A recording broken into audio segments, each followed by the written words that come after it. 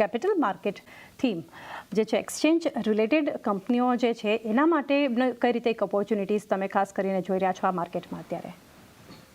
લગભગ છેલ્લા 10 વર્ષથી કેપિટલ માર્કેટ ટીમ્સ પર વાત કરું છું, mutual fund exchanges and all that. લગભગ 9 વર્ષથી. Last year I was first time saying કે વેલ્યુએશન્સ આર એક્સપેન્સિવ. મને એવું લાગે છે કે this is very structural thing. કોઈને 5, 7, 10 વર્ષ માટે પૈસા નાખવા હોય તો ગમે ત્યારે નાખી શકે છે. પણ મને એવું માનવું છે કે આ પણ થીમ થોડોક વધારે એક્સપેન્સિવ છે અને મને એવું લાગે છે કે હવે તમે ગ્લોબલી વેલ્યુએશન્સ જુઓ ને ઇન્ડિયાના વેલ્યુએશન જુઓ, ઓફકોર્સ ઇન્ડિયામાં થોડું ગ્રોથ બેટર છે, પણ valuations R actually on a sky high.